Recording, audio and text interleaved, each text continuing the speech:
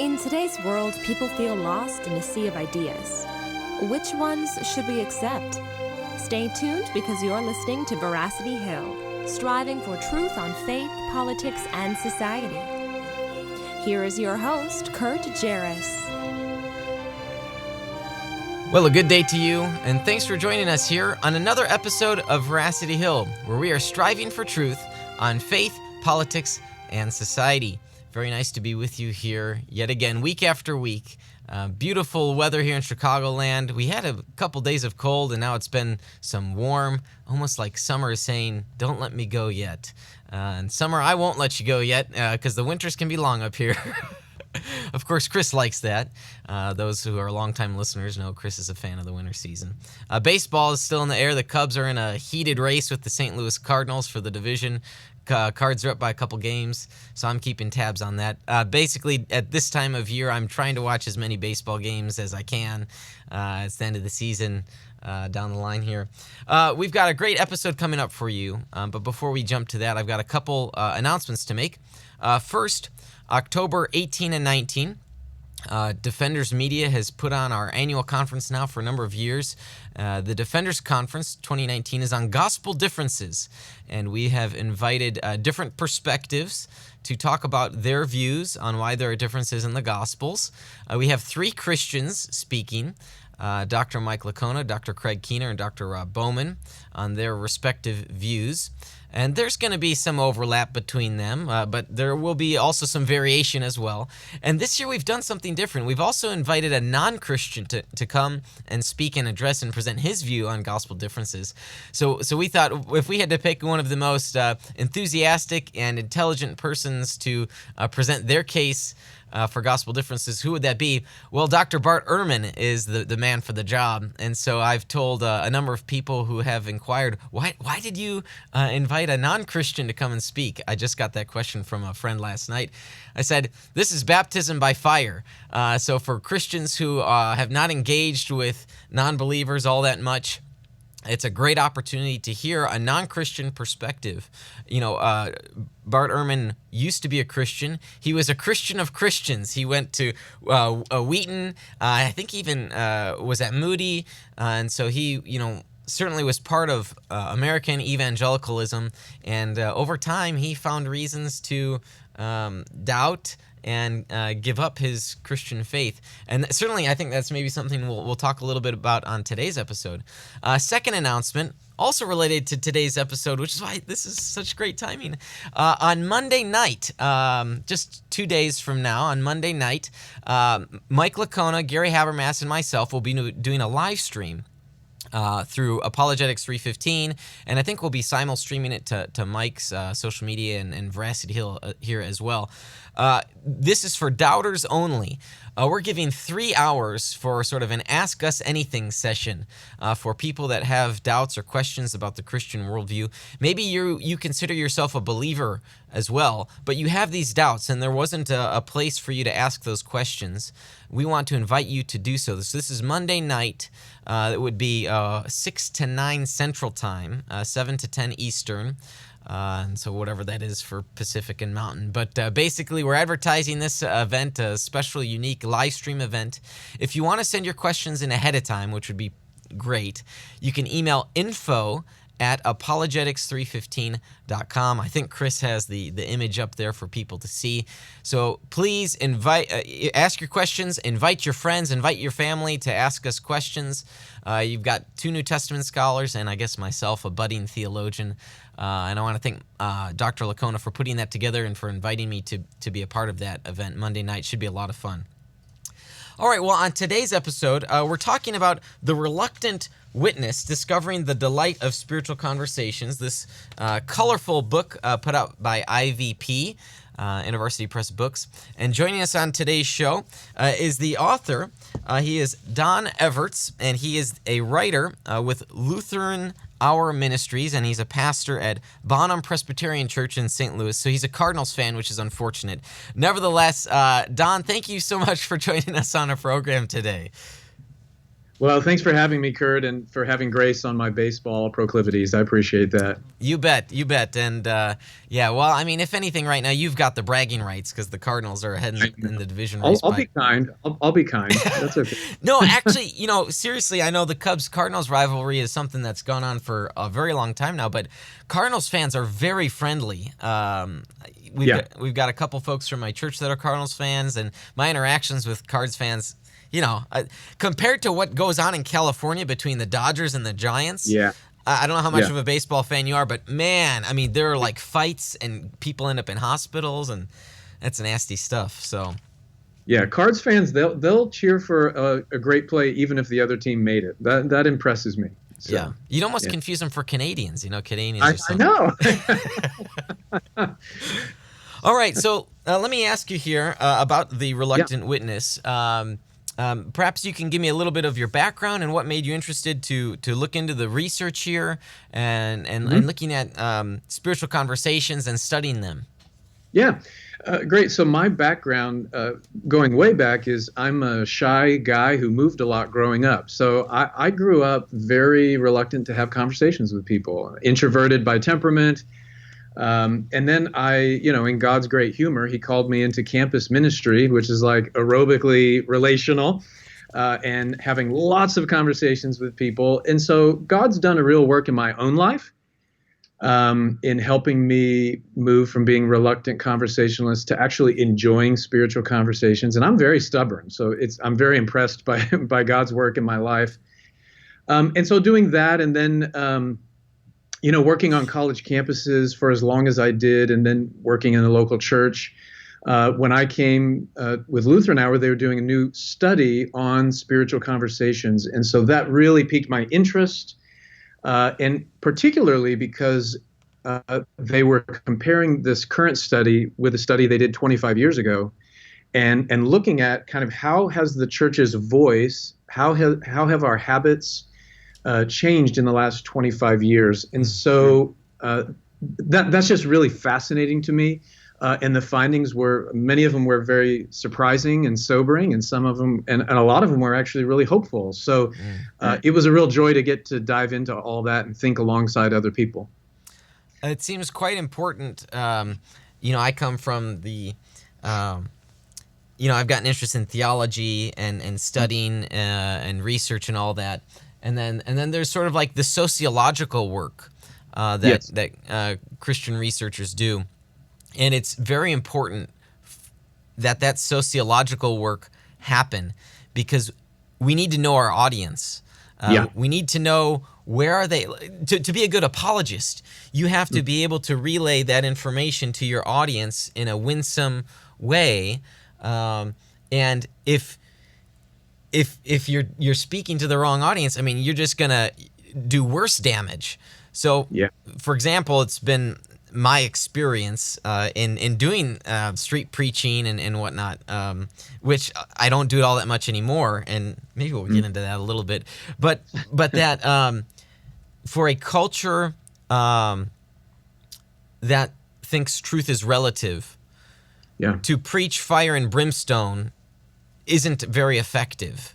And in fact, it might only be confirming to the relativists that, hey, they're just doing their religious thing. And so that's the wrong message for that audience. And so what guys like yourself are doing is you're performing and looking at the state of things so we can properly evaluate the next course of action. Which particularly these days, because culture is changing so quickly. In essence, every single one of us, at least in America, let's just talk about our context. We're all itinerant preachers. We're all itinerant Christians. We're moving from culture to culture without ever moving, and because the culture is changing so quickly around us, and so it happens to be a kind of era where I think that kind of the really smart people at Barna are really helpful in helping us, not just assume things about our neighbors, but actually know things about them. And you're right, to have human conversation, that's so critical for us. If we're answering questions that they didn't ask, or we're leaving their questions unanswered, that we're not communicating. I can think of one of the first conferences I put together here in the Chicagoland area. There was a retired Methodist pastor, and he said that some of the questions I'm asking through setting up the event and the breakout sessions, he said, I'd never thought about these in my entire career. And I thought, well, there are pros and cons there. I mean, maybe that's good because his audience at that time wasn't asking these questions. But today, that's what people are asking. And so it's good for him now, even though he's retired, to know about that. That's right. That's right. All right. So let's get into a little bit of the research. And before we do that, sometimes there's discussion over what these groups of generations mean, these labels. Sure. Baby boomers, people have a pretty good idea. These are the babies that came about as a result of, at the end of World War II, soldiers came home, yada, yada. All right, but what about these other generations?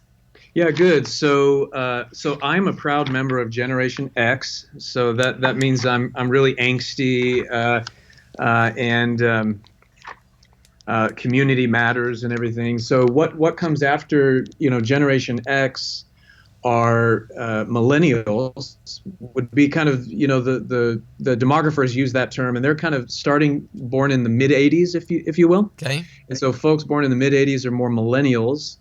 And then, there's some debate whether there's something beyond that, Gen Z or whatever. But one way of thinking about that would be, boomers kind of grew up in modern America, right? So all of the modern assumptions, ways of thinking, questions that people were asking. And then Generation X is kind of this in between, the postmodern changes, a lot of the changes to our culture, to the characteristic moods and tendencies of the age we live in. They're different now.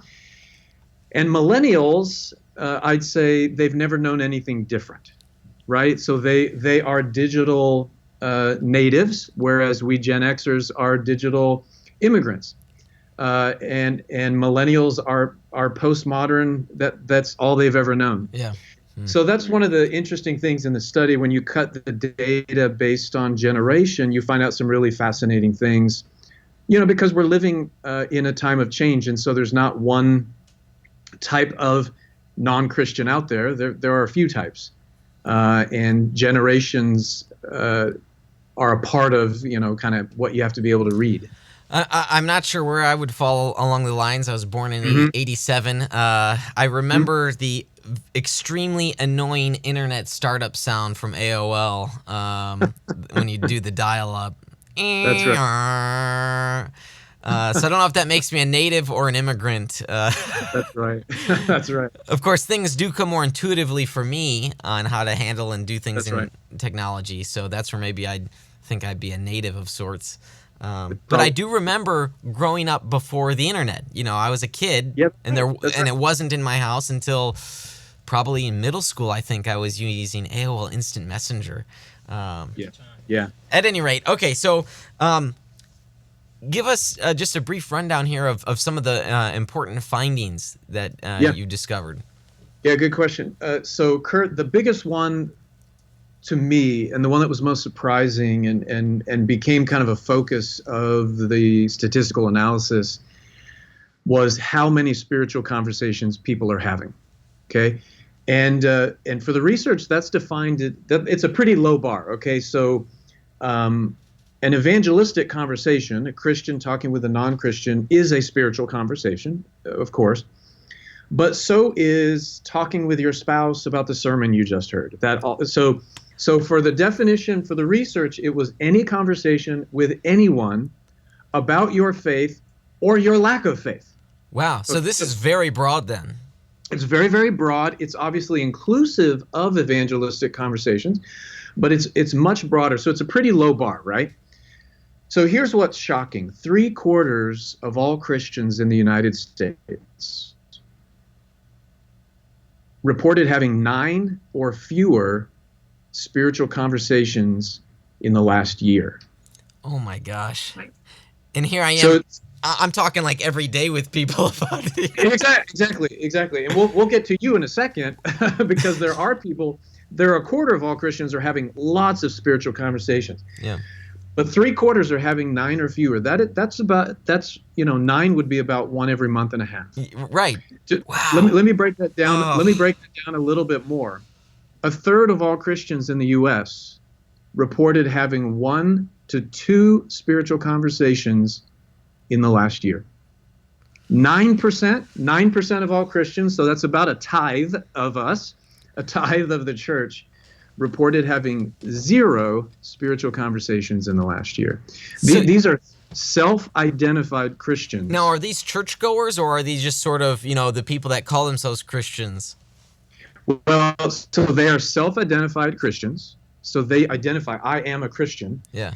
And we're going to get into the breakdown a little bit more, but it's very, very, very sobering. And that became a real focus of the research. We went a lot of directions. So, for example, we called those 3/4 of all Christians reluctant conversationalists for obvious reasons.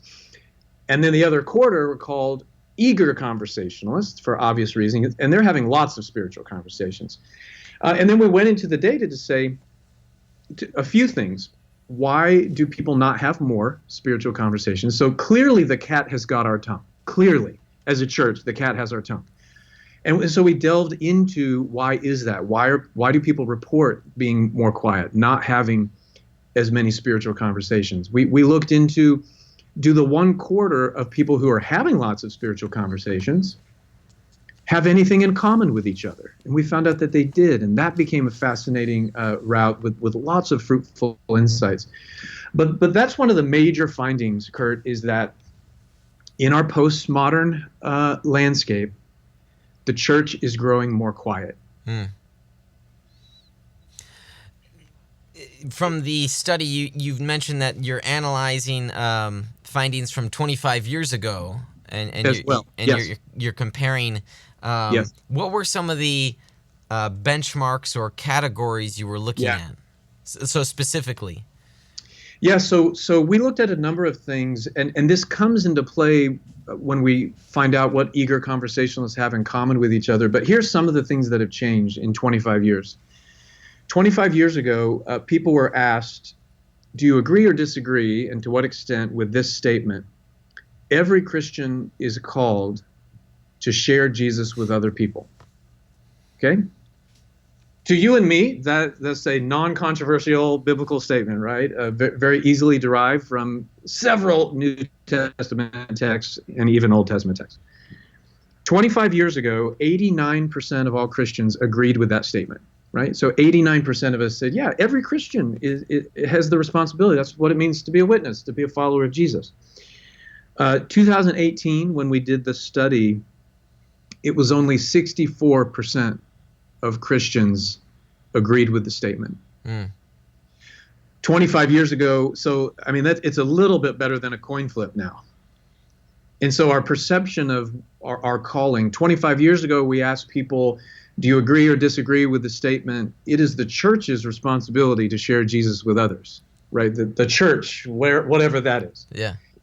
And those numbers have gone up. So people today are more likely to say, it's not my responsibility, it's the church's responsibility to talk about the Christian. We'll let the other people do it. We'll let the pastors, or there's some professionals out there, and people's assumptions about spiritual conversations come into play here. And even there, so another dial that has moved, Kurt, that is interesting to me as a writer and someone who tries to equip people, is people were asked to agree or disagree with the statement, my church does a good job of equipping me to talk about my faith. Okay? And I want to get the numbers right here. So 25 years ago, 77% of all Christians agreed.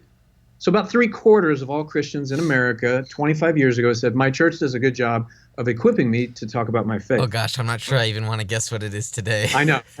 57%. So again, It's a coin flip. It's gone down 20 percentage points, and the really smart people at Barna said that is statistically meaningful, which for a researcher, they understate everything, right?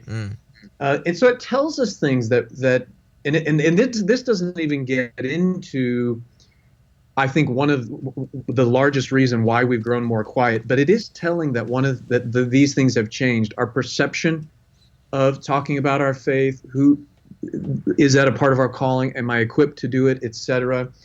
That's meaningful stuff, particularly given this finding. So that there are several reasons why people have gotten more quiet.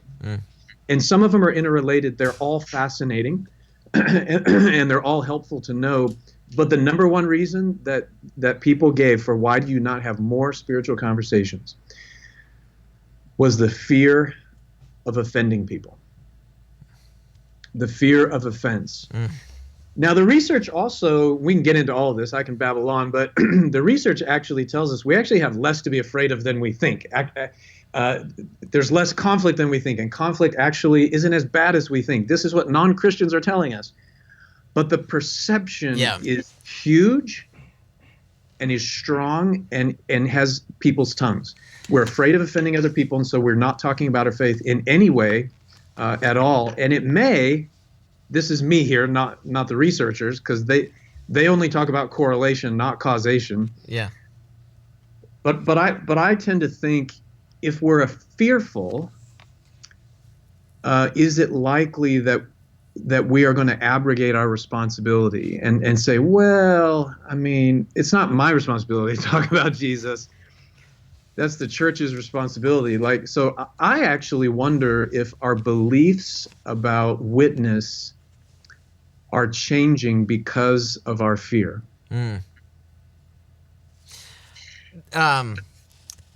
There's a lot here. I know. Yeah. So, I think there's a lot to perception. I see Mark here, when he was checking out the book, he said he liked the book because there's lots of pictures. One of those pictures, you said, but the results are different. They tell differently, so that the perception is not in line with reality.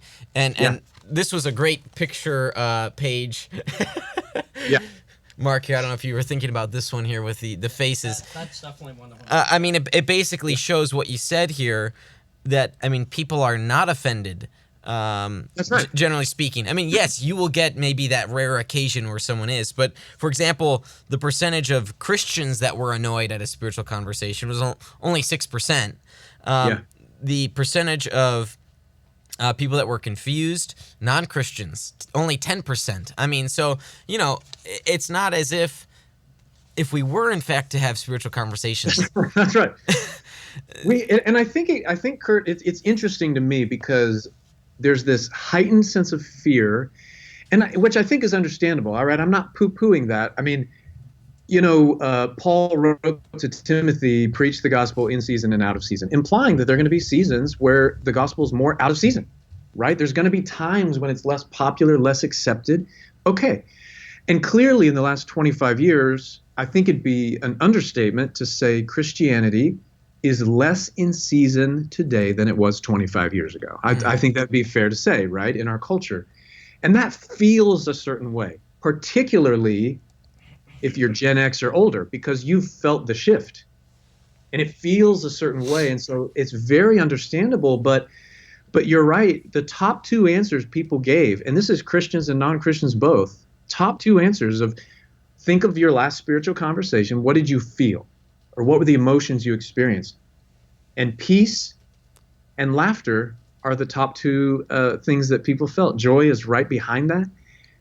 And so we actually don't have as much to be afraid of. And when there is conflict, so the researchers did an analysis for those who said, I experienced conflict in a spiritual conversation, and those who say, I am glad about my most recent spiritual conversation. What's interesting, Kurt, whether or not you had conflict does not move the dial one bit on whether or not you were glad about the spiritual conversation. Yes. In other words, we're so afraid that conflict is going to come up. It actually doesn't that much. And when it does, it doesn't ruin everything. It's not as ruinous as we assume. Yeah, maybe people, it's kind of like working out. It hurts in the moment if there's conflict. Sure. But afterwards, like, you feel better about it. That's right. Like maybe folks have aired dirty laundry, or like, they're angry Yeah. at God or something like Yeah. that, and Yeah. so they feel better about it. All right, let me play devil's advocate here Yeah. for the reluctant witness. Yeah. 1 Thessalonians 4, Hmm. 11 and 12. Make it your ambition to lead a quiet life. You should mind your own business and work with your hands just as we told you, so that your daily life may win the respect of outsiders, and so that you will not be dependent on anyone. Isn't Paul here saying, well, maybe we just need to hang low for the time being? This is, I can think here, one Yeah. of Rod Dreher's proposal with the Benedict option was, Absolutely. Absolutely. hang low, be quiet for a little bit. That's right. Let's circle the wagons for a while until the storm is over. Yeah, yeah. Boy, as an introvert, I would love to just focus on that one verse in Thessalonica, but I have to weigh it with, okay, what was happening in Thessalonica at the time, and why was he encouraging that? And then I have to weigh it with what he wrote in Romans, when Paul wrote in chapter 10 that anyone who calls on the name of the Lord will be saved. But how are they going to call on someone that they don't believe in? And how are they going to believe in someone they've never heard about? And how are they going to hear about him unless someone's talking about him? That's right. Yeah. That Paul, even in Colossians, I love how Paul puts it when he says to be gracious. There at the end, he's praying for open doors, for talking about the faith. And he says, you too, walk in wisdom toward outsiders. Figuring out how you ought to answer each person. And so I have to weigh Thessalonians with him in Colossians saying, walk in wisdom, figure out how to answer each outsider, and he means non-Christian by that, how to answer them and talk about them. So clearly our actions do speak. And there's a great truth to that, right? Supposedly St. Francis said, preach the gospel at all times, when necessary, use words. Yeah. I'm glad you put supposedly in there, because no one can actually trace it to his writings. Exactly. Yeah, exactly. And so it is true that our actions are really, really important. But it is also true that we are called to vocalize the gospel, to herald it, to speak of it. I think of Peter, who's writing to exiles, right? And it could be argued that the Christian church in America is more exilic now. You could argue that. And Peter does talk about, like, yeah, your behavior matters a lot. But then what does Peter say? People are going to ask you why you're still hopeful. Always be prepared. Always be prepared to give an answer, to vocalize, to explain, to interpret for the world around you why you're still smiling. And he says, do it with gentleness and respect. Right.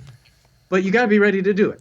Right, right. And so maybe that's where the rub comes in for people, is they forget, and this is true of Christians, they forget to do it in gentleness and respect.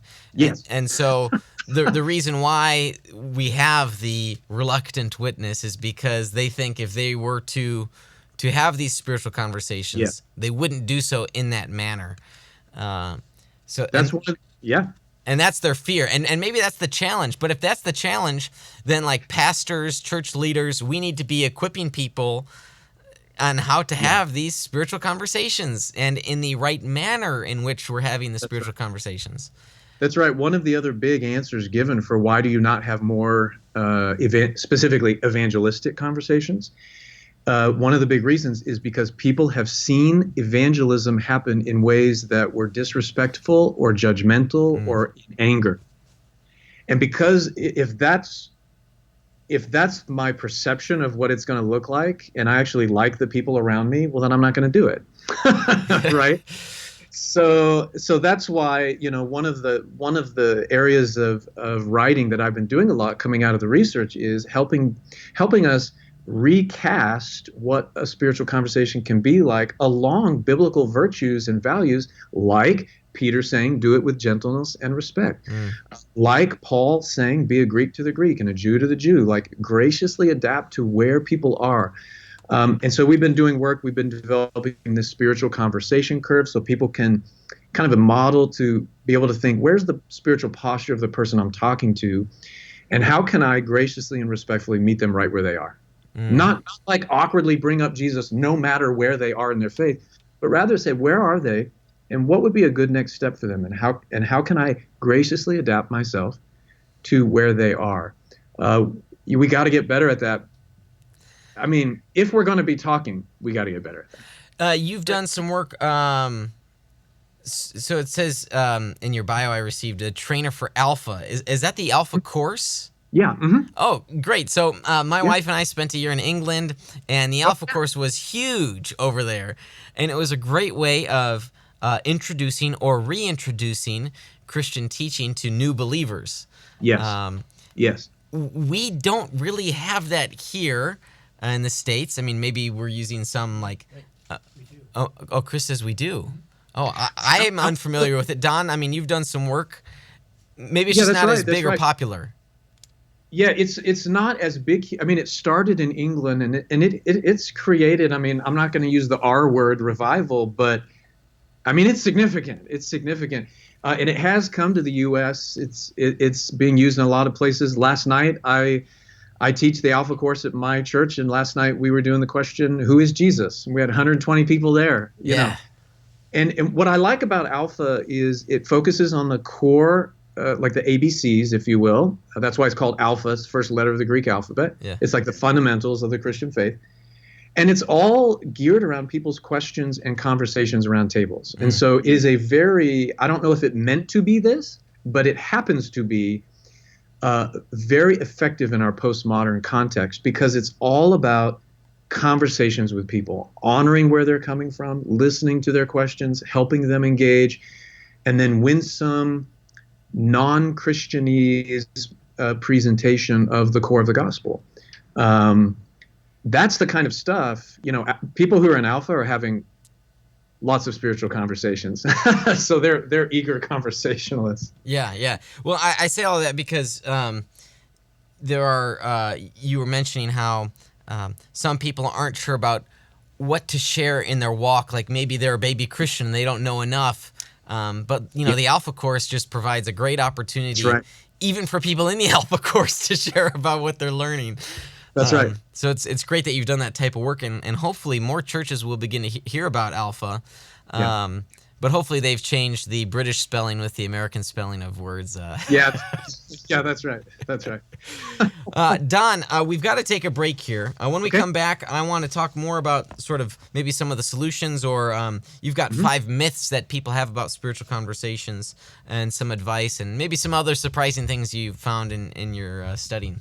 So stick with us through this short break from our sponsors. You're listening to Veracity Hill, striving for truth on faith, politics, and society.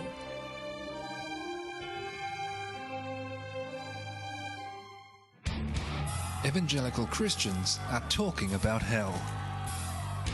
What if we believe what we believe because we've always believed it? What if the gospel is really a matter of life and death? We want you to open your mind, open your Bible, and rethink hell. At rethinkinghell.com, evangelicals look at what the Bible says about hell, putting conventional and controversial views to the test. Let's say there's this Christian apologist. You love their message, but have trouble finding their videos, their articles, or social media posts. How do you stay connected to them? We're on it. Defenders Media uses the tools of the digital age to create content for your favorite apologists.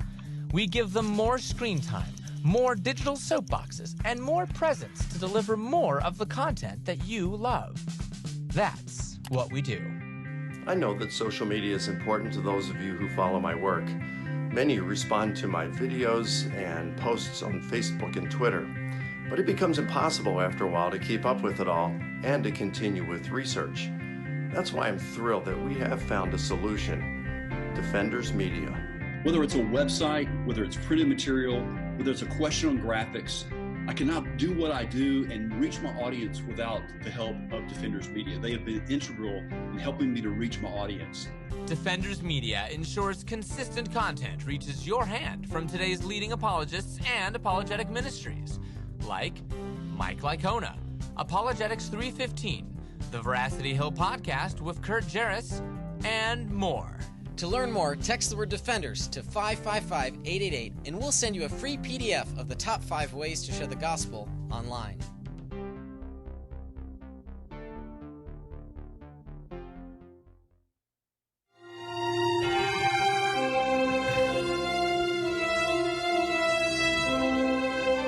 Thanks for sticking with us through that short break from our sponsors. If you'd like to learn how you can become a sponsor, you can go to our website, veracityhill.com. Click on that Patron tab, which will have details about how to become a sponsor, different sponsorship levels. And of course, if you just want to help the program to continue to go and grow, whether you want to support our program at $5, $10, or $20 a month, we'd love to get your monthly recurring support as a patron of our program. On today's episode, I'm joined by Don Everts. He's a writer at Lutheran Hour Ministries and a pastor at Bonham Presbyterian Church in St. Louis, Missouri, or as you might say there, Don, Missouri. Missouri. And he's the author of the recent book, The Reluctant Witness, Discovering the Delight of Spiritual Conversations. And we're having a fascinating discussion thus far on some of the findings, some of the unfortunate findings, I would say, of this work that the Barna Group has done.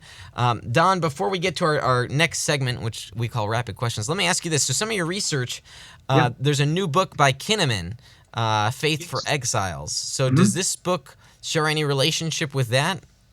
I mean, in a sense, so the study they did for the Exiles book was focused on young people. So it was a much narrower demographic, but similarities in the sense of like, where are people now? Why is it that younger people?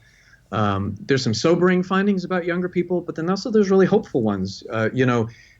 So, for example, in our findings, we found that millennials, so the younger generation, they're actually more open to having spiritual conversations than older folks. And, we don't know causation, but part of it is they've always only known our current climate. And so maybe they haven't they're seeking. They're seeking, and they haven't felt the difference between, in terms of Christians. Boy, the faith used to be much more central in our culture, and now it's not, and kind of, so they're not reacting to that, and so they're not as fearful, I think. Yeah. All right. So every show we do a segment called Rapid Questions for our first-time guests, at least. Great. Okay. These questions are short. We're looking for quick answers.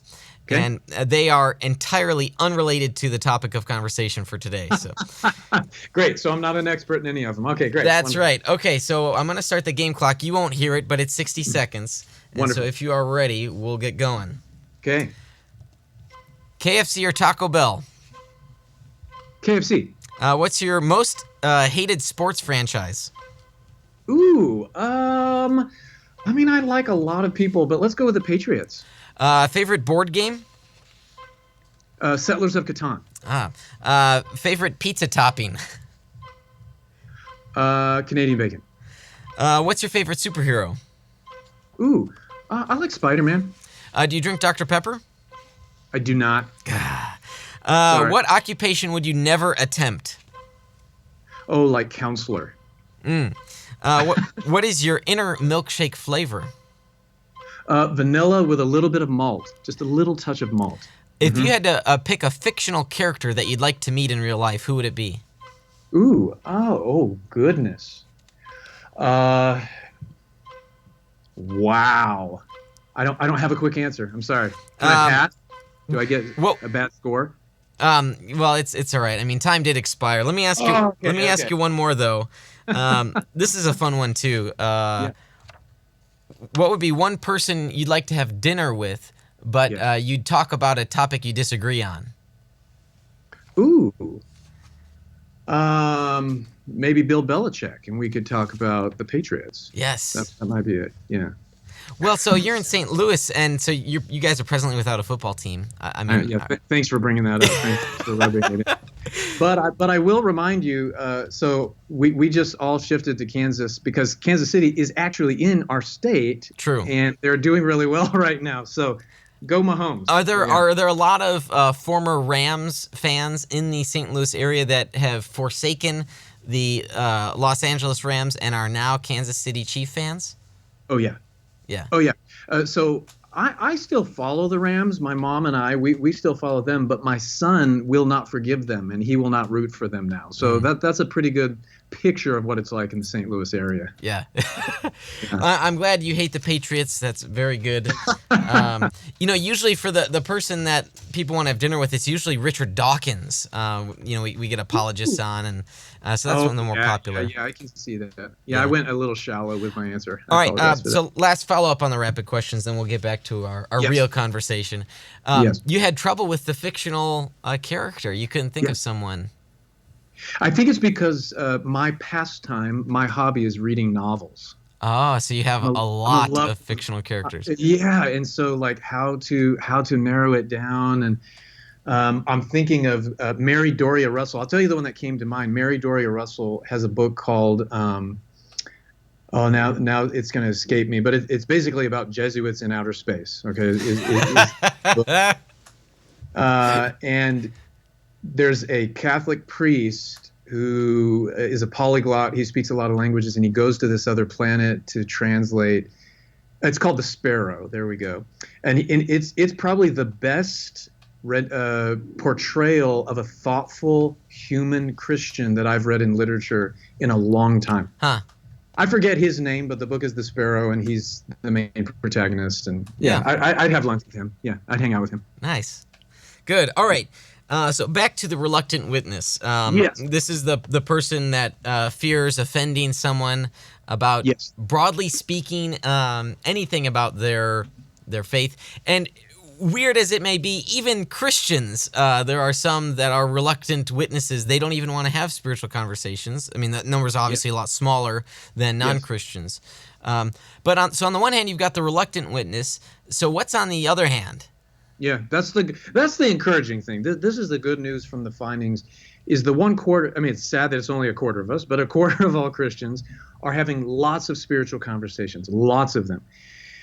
And when we dive into and cut the data based on those 1/4 of people, and how did they answer all the other questions, and what do they have in common, we actually found out they have 5 separate things in common that are statistically significant. And none of the 5 are things you're born with. Right. So if we had found, it's Southern women who are left-handed, who are eager conversationists, I mean, that'd be interesting, but it wouldn't necessarily be helpful. Because what does a guy like me, do? But we didn't find that. All 5 things that they have in common are things that any Christian can grow in, and that we can all grow in. So we can learn from eager conversationalists. And so that we can become better fit. It's almost like when Paul says, put on the full armor of God so that we will be stronger, right? That's what he says, be strong in the Lord. Like we can actually be shaped and fitted out and formed in ways that can help us become more eager conversationalists. And so that's a very interesting line of the study, what we learn from those folks. Okay, so what are some tips or tricks of the trade on how to have these spiritual conversations? Yeah, good. So let's learn from our eager friends, our eager conversationalists. One of the things they have in common, and this is fascinating. I think you would find this really fascinating. Eager conversationalists are more likely to believe orthodox biblical teaching about heaven and hell, sin and salvation, and the cross of Jesus. Reluctant conversationalists are more likely to have different views. So they're more likely to have a universalistic view of the afterlife, that everyone gets into heaven. They're more likely to have a moralistic view of the afterlife, that you have to earn your way in. But if you believe that that everyone is fallen and needs to be saved and redeemed, and that Jesus did that on the cross, and that all who hear about him and have faith in him will be saved, if you believe that, you have more spiritual conversations.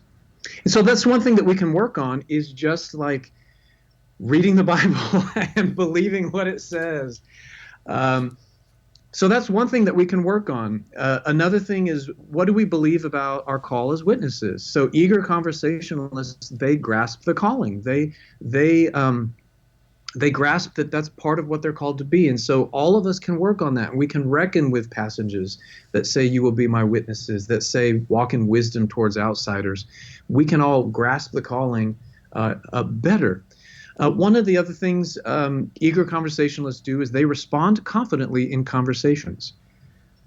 This is an interesting piece in the findings, Kurt. Reluctant conversationalists are more likely to have a little memorized bit about the Christian faith that they just kind of burp up into conversation when the Christian faith comes up. Eager conversationalists are more likely to have a wide variety of ways that they talk about the faith and how they come about it. And I think it points to the fact that they're doing what Paul said, which is graciously adapting to the actual person they're talking to. And so we can learn how to do that rather than just let's memorize something and awkwardly burp it out into conversation when we feel guilty and feel like I need to do something for evangelism. Rather than that, let's with gentleness and respect become curious about the non-Christians in our lives. Let us find out more about them, become empathetic about them. Something people could do is get that spiritual conversation curve that I talked about. We created these little cards that has the curve so you can think about, okay, is my friend unreceptive, receptive, or seeking? And once I deduce that, I actually know like the kinds of conversations I can pursue that would be gentle and respectful with them. So that's another thing we can do is like get better at empathizing with people and meeting them where they are. The eager conversationalist is so eager, they're looking for an opportunity to share. You know, they want to find that in. That's right. They expect spiritual conversations. Reluctant people don't. We're not looking for them. We're not expecting them. In fact, we created for the 5 attributes, we created an acronym that spells eager. And eager conversationalists embrace the gospel. That's the teachings about sin and hell and all that. They apply spiritual disciplines. So they read the Bible more and go to church more and pray more. And watch Veracity Hill every week. No, exactly. That's right. And have habits like that. They grasp the calling, they expect spiritual conversations, and they respond confidently. And we actually created an inventory. People can go and take the eager test and get their eager score. So this is something people could do. Man, you guys put a lot of work into this. I'm strong here, but I'm low here. How can I work on that area of my life? And that's something anyone can do. We've got it on our website for free. So we can learn these things. We can develop these attributes that help us be more likely to have spiritual conversation. And the website, because now, you know, after we're done here, I'm totally going to take this test. Yeah, you know, totally. So if, lhm.org, that's for Lutheran Hour Ministries. And if you do /eager, then you get to find all the stuff. We have an online course. I mean, it's all free. Nice. And people can find out more. And if you do /curve, that's where you can find that little conversation tool. And you can get these little cards. Again, all that stuff is free too. I think the cards, you have to pay a shipping fee. Yeah, but I see the curve here on the homepage. They've got a... Yeah. So these are, because we don't want to just research today, what's stuff like today, and go, well, that's really interesting. But we're trying to say, so how do we then help equip people better to find their voice again in today's age? Because we may wish we lived in an era, a golden era of Christianity when it was at the center of culture and held social coin and all that, but we don't. You know, this is the only age you and I are ever going to get to live in, ever. And this is the age that God has willed us to live in. So let's do our darndest to walk in wisdom toward outsiders during the actual time that we get to walk on the earth. Yeah. What was, did you look into the medium through which people would have these spiritual conversations? So like person to person, email, phone, and what did you discover there? Oh boy, that's a whole other area of the research. So fascinating how digital conversations are like and unlike face-to-face conversations. And there's good and bad news there too. So the good news is one of the findings, and part of this was in the Barna research, part of this is in other related research that's been done.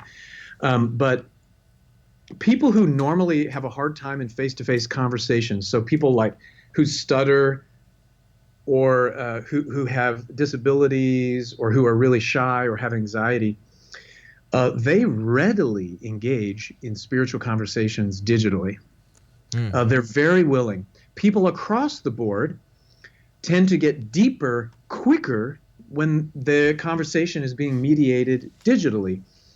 some of the researchers think, not Barna, but other researchers think that this is because digital conversations are asynchronous. They're not happening in time, where when they stop talking, I have to talk. You have time to think about what they wrote. You have time to think about what you're responding. And so that could be one of the reasons why people go deeper quicker. So there's huge possibilities digitally. Now, people's preferred mode, so Christians and non-Christians alike, their preferred mode is still face-to-face. But even for people we have face-to-face conversations with, there is almost always now a digital element to our relationship. And certain things can happen digitally.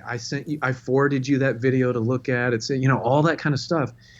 And that's not going away. So there's bad news. So there's lots of opportunities. There's also bad news. We're meaner when we interact digitally. So it's a mixed bag, but there's a lot of opportunities there. And again, a reason for us, we wrote a whole booklet. We call it the Digital Pledge, like based on the findings, what all Christians, 7 pledge statements they can pledge themselves to so that they can be better witnesses shining a light in a digital world, keeping in mind what the Bible calls us to as mature disciples and what the opportunities and temptations are in the digital environment. How do we be thoughtful Christians who do communicate digitally? So the whole area of inquiry there too. So there are pros and cons, it seems, to each medium. Some people think, well, it's a waste of time arguing with people on the internet. I mean, right. Well, yes and no. Right. So there are pros and cons there. That's right. All right, let's see. I've got 2 more questions for you. I think this might be a shorter answer here. Okay. What was the most surprising discovery that you thought, this could be very subjective, that, to you really stood out? To me, it was those faces that you held up. Like people, the fact that people enjoy having spiritual conversations, because even as a campus minister, I sort of labored under the assumption that spiritual conversations are always pesky, uncomfortable things. It turns out they're not. So in my experience, I'm finding out that when Paul says how beautiful are the feet of those who bring good news, it's actually delightful to bring good news. I was surprised that actually people agree with that, that people really enjoy having spiritual conversations. That was good news. Nice. Yeah. And it helped to, the discovery was good news because you realized, hey, the perception is wrong. The perception is That's not right. accurate of offending people. And, Yeah. So there's, we just got to go and do it. That's right. That's right. Okay. Let me ask you about the 5 myths that people have about the spiritual conversations. I think that might take up enough time to sure. end our time together. Yeah,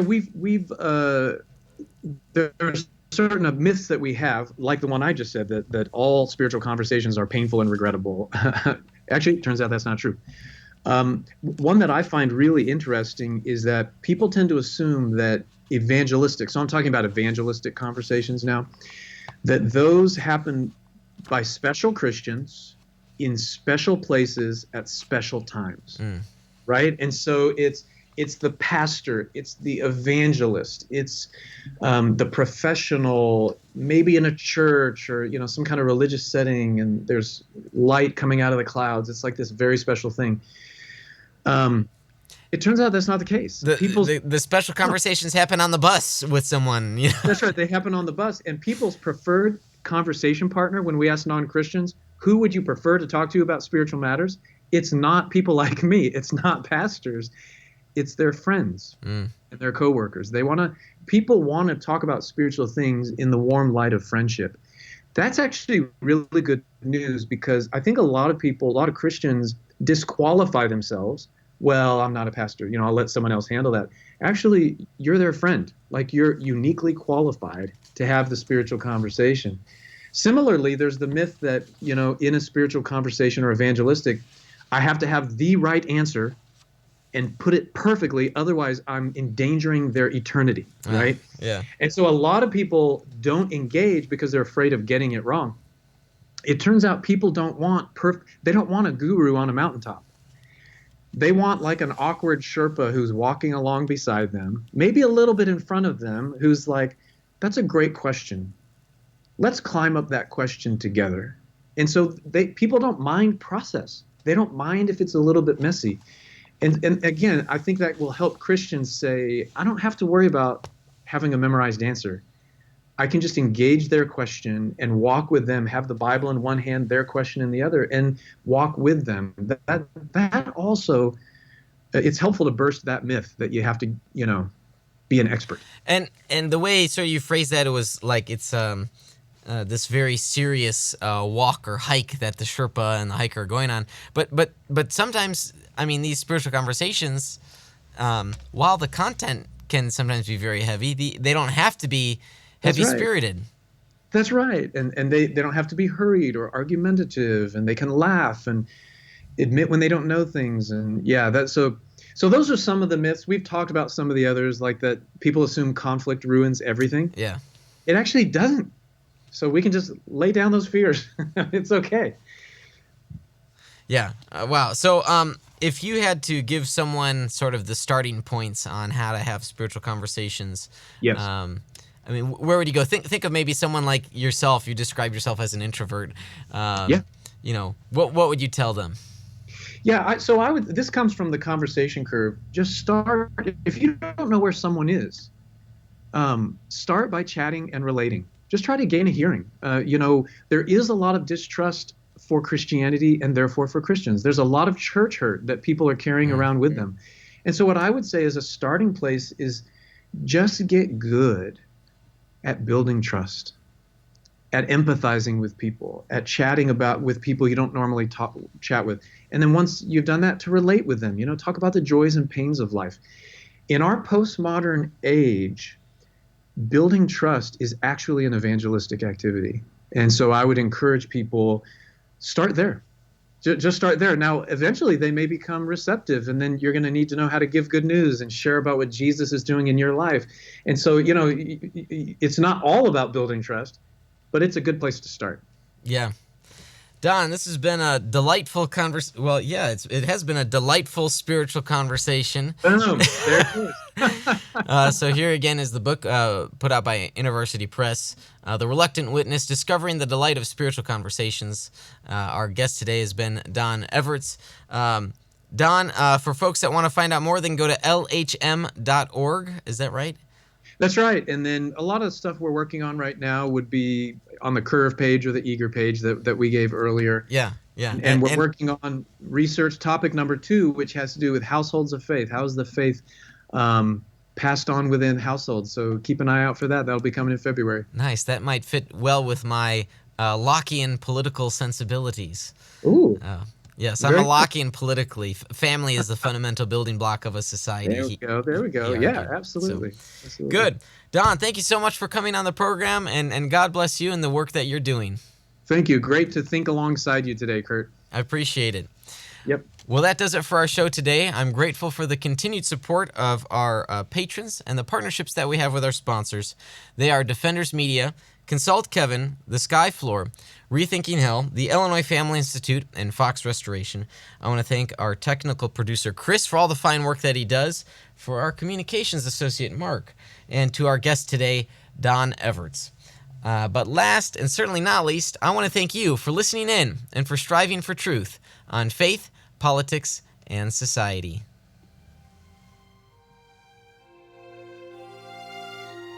You've been listening to Veracity Hill, striving for truth on faith, politics, and society. This is a listener-supported program. For more resources, including past shows, visit veracityhill.com.